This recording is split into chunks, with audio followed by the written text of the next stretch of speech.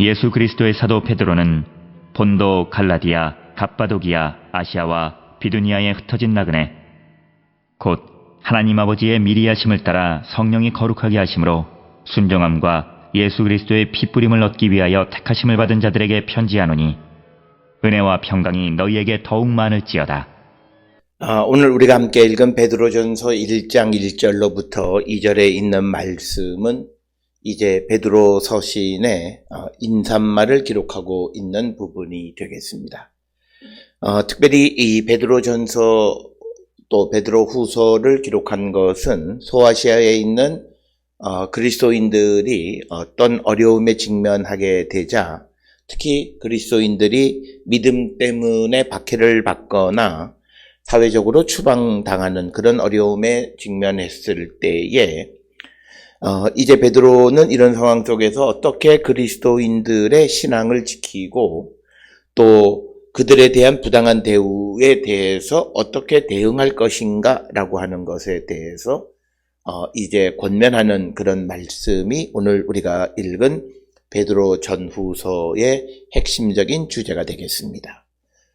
그렇기 때문에 이 베드로는 그리스도인들에게 어떤 희망과 위로를 주고 그러면서도 그리스도인의 정체성을 분명하게 설명해 주는 것, 그것이 이 베드로 전후서의 중요한 내용이 되겠습니다. 특별히 이 베드로 전후서가 어려움에 직면한 자들을 위로하고 격려하는 그런 내용이기 때문에 우리가 이제 그 서신을 보면 알겠지만, 특히 오늘 우리가 읽은 1절, 2절의 말씀에서도 그 편지를 받아보는 사람들에 대한 호칭 하나하나에 매우 신경을 쓰고 있는 그런 모습을 우리가 바라볼 수 있습니다.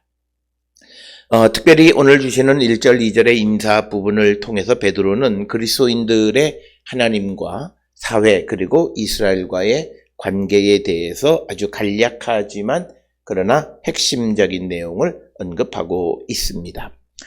오늘 주시는 본문의 1절을 보면 이 베드로는 이 로마의 5개 지방인 본도, 갈라디아, 갑바도기아, 아시아, 비두니아에 흩어진 나그네, 즉 나그네라고 하는 표현을 사용한 것을 통해서 보면 이 자신의 편지를 수신하는 수신자가 이방인임을 나타내고 있습니다. 그래서 그들에게 편지를 보내는 것이 되겠고, 그래서 이것은 아마 이방 기독교인들에게 보내는 편지로 추정을 할 수 있고, 이런 사실은 베드로전서 4장 3절을 통해서도 우리가 잘 알 수 있는 그런 내용이 되겠습니다. 특별히 오늘 주시는 본문의 본도라고 하는 곳은 소아시아의 흑해 남쪽 해안을 따라서 형성된 그런 지역을 우리가 흔히 본도다 이렇게 우리가 부르게 되고, 사도행전 2장 9절에 의하면 본도에 사는 자들이 예루살렘에서 행해지는 그 행사에 참여했다라고 하는 것을 알 수가 있고, 사도행전 18장 2절에 보게 되면 아굴라가 본도 출신이다 이렇게 기록이 되어져 있습니다. 그 다음에 등장하는 갈라디아는 주후 25년경에 로마의 속주가 된 곳이고, 아나톨리아 중앙에 위치하고 있는 그런 지역이 갈라디아이고,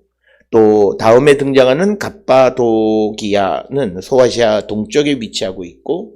그리고 초대 기독교 시대 때부터 많은 사람들이 거주했던 그런 도시가 되겠고요.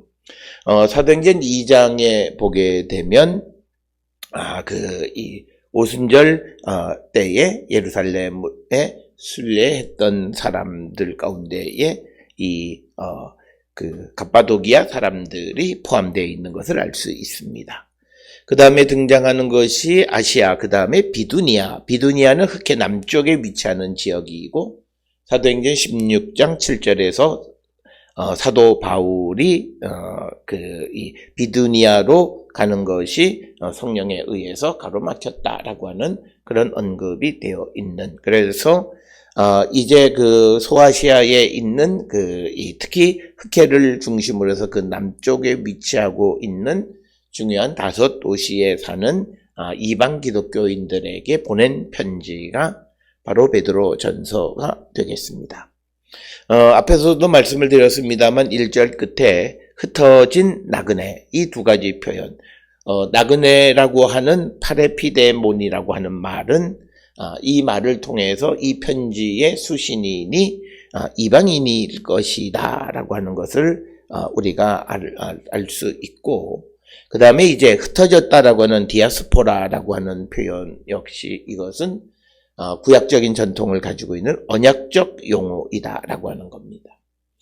그래서 나그네, 흩어진 나그네, 그러니까 뭐냐면 이것은 베드로는 자신이 쓴 편지를 받아보는 사람들이 비록 그들이 나그네이긴 하지만 하나님의 택하심을 받은 자다라고 하는 그런 확신 속에서 이런 표현을 사용하고 있습니다.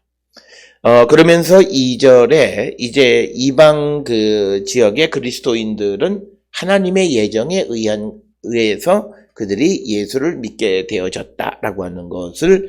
설명하면서 그들은 하나님의 은혜로 부르심을 받은 자들임을 강조합니다. 따라서 2절에 하나님 아버지의 미리 아심을 따라서, 그러니까 하나님의 미리 아심은 예정하심을 따라서 성령의 거룩하게 하심으로 순종함과 예수 그리스도의 피뿌림을 얻기 위하여 택하심을 받은 자들. 그래서 오늘 주시는 본문 2절에서는 어떻게 이방인들이 그리스도인들이 되었는가, 여기에 하나님과 성령과 예수 그리스도 삼위의 역할이 강조되는데 하나님의 예정하심, 성령의 거룩하게 하심, 그리고 그리스도의 피로 새로운 언약의 구성원이 되었다, 이렇게 설명하고 있는, 그래서 기독교 신앙의 핵심적인 것을 다 표현하고 있는 것이고, 특별히 오늘 주시는 말씀에 예수 그리스도의 핏부림이라고 하는 표현은 이것은 아마도 출애굽기 24장 1절로 11절에 등장하는 것, 즉 제단과 이스라엘 백성을 위해 뿌려지는 어떤 동물의 피가